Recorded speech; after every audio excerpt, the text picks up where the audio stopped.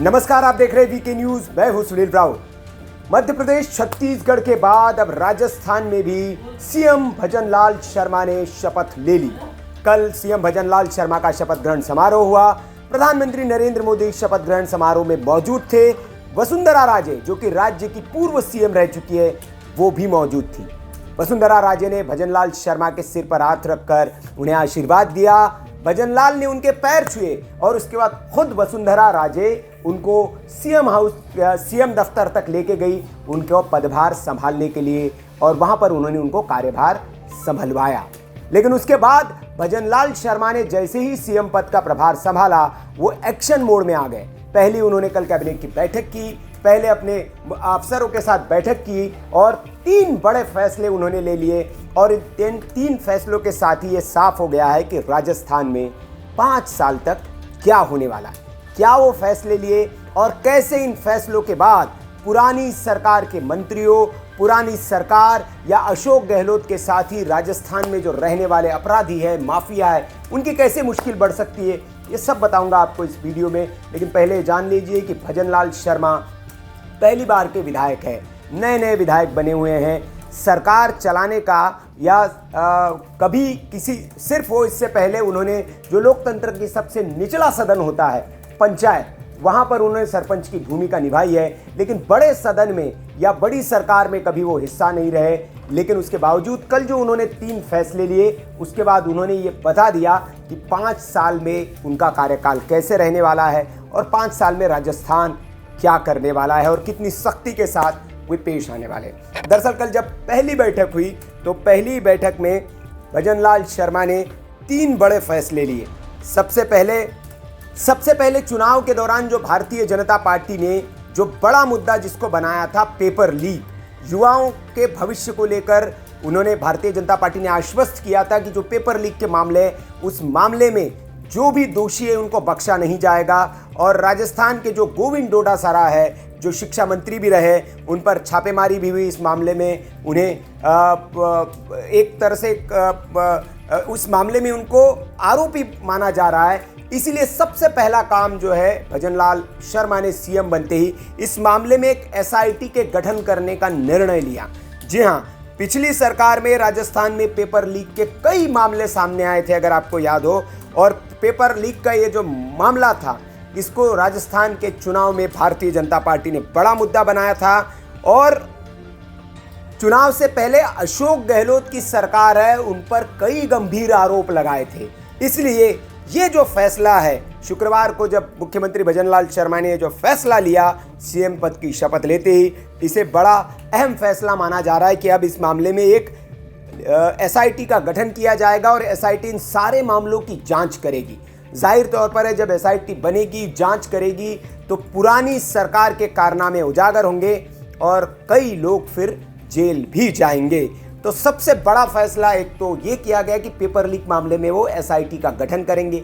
इसके बाद राजस्थान की जो कानून व्यवस्था है, वो बड़ा मुद्दा था। चुनाव के दौरान इस मुद्दे को भारतीय जनता पार्टी ने उठाया था। राजस्थान किस तरह से, चाहे रेप के मामले में नंबर 1 हो या कानून व्यवस्था, लॉ एंड ऑर्डर किस तरह से बिगड़ा हुआ है, वहाँ पर दंगे समय समय पर होते रहते, मुस्लिम तुष्टीकरण जो है उसके आरोप गहलोत सरकार पर लगते रहे। और पुलिस जो है वो सरकार के इशारे पर या उसकी आइडियोलॉजी पर चलते हुए लॉ एंड ऑर्डर की सिचुएशन को संभाल पाने में नाकाम रहती थी। ये आरोप भारतीय जनता पार्टी की ओर से लगाए जाते रहे चुनाव के दौरान। लेकिन अब आते ही सबसे पहले भजनलाल शर्मा ने मुख्यमंत्री योगी आदित्यनाथ की राह पर चलते हुए उत्तर प्रदेश में जिस तरह से एंटी रोमियो स्क्वाड का गठन किया गया था, उसी की तर्ज पर राजस्थान में अब एंटी गैंगस्टर टास्क फोर्स का गठन करने का फैसला किया है इन्होंने। और राजस्थान में ये जो टास्क फोर्स होगी, इसके कंधे पर जिम्मेदारी होगी वहाँ की कानून व्यवस्था को ठीक करने की। और क्योंकि बड़ा मुद्दा यही है कि राजस्थान की कानून व्यवस्था कैसे ठीक होगी, वहाँ पर महिलाएं कैसे सुरक्षित रह पाएगी, क्योंकि हम लोग भी जब चुनाव के दौरान वहाँ मौजूद थे तो कानून व्यवस्था बड़ा विषय था और महिला सुरक्षा एक बड़ा मुद्दा बनकर चुनाव के दौरान उभरा था।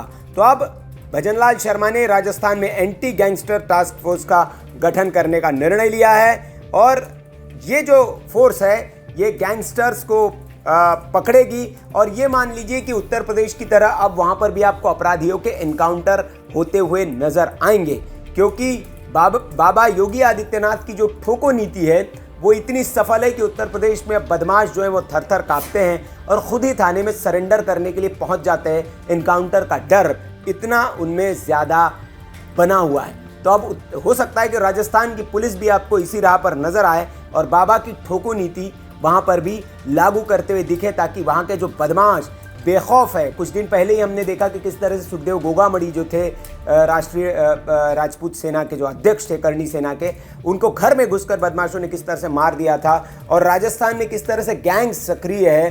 तो इसीलिए ये जो टास्क फोर्स का गठन है ये बहुत महत्वपूर्ण और बड़ा फैसला माना जा रहा है।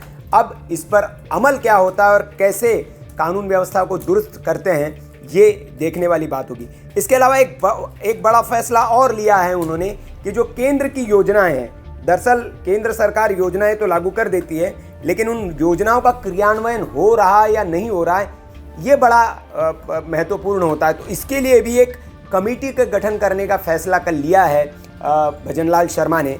और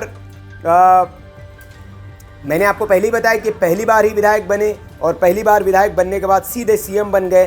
तो एक बड़ा फैसला उन्होंने ये किया है कि केंद्र की योजनाओं का लाभ अंतिम व्यक्ति तक, जो भारतीय जनता पार्टी की नीति भी रही है कि अंत्योदय की वो बात करते हैं, तो अंतिम व्यक्ति तक इसका लाभ पहुंचाने के लिए एक मॉनिटरिंग कमेटी बनाई गई है, जिससे कि राजस्थान के जो लोग हैं उनको जो केंद्र की योजनाएं जैसे पीएम आवास योजना, किसान सम्मान निधि योजना या बाकी उज्ज्वला योजना या जो भी केंद्र की योजनाएं हैं, उसका लाभ अंतिम व्यक्ति तक मिल पा रहा है या नहीं मिल पा रहा है, इसकी मॉनिटरिंग करेगी वो कमेटी और यह आश्वस्त करेगी कि उनको इसका लाभ मिले।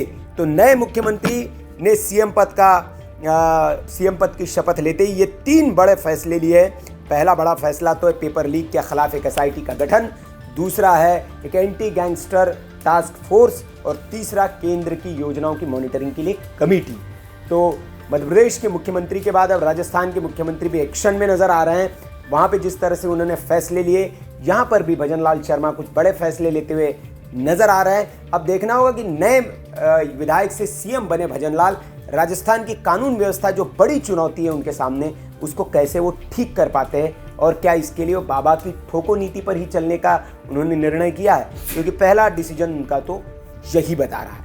अब देखना, इस पर हमारी भी नज़र है कि क्या राजस्थान की कानून व्यवस्था को कैसे वो ठीक कर पाते। आगे जो भी उनसे जुड़े फैसले होंगे आपको बताते रहेंगे। तब तक के लिए आप देखते रहिए वीके न्यूज़, जुड़े रहिए। और अगर चैनल को आपने सब्सक्राइब नहीं किया है तो कर लीजिए। फेसबुक पर आप देख रहे हैं तो पेज को लाइक कर लीजिए और ऐसी खबरों के लिए आप देखते रहिए वीके न्यूज़। नमस्कार। वीके न्यूज़, राष्ट्र के नाम।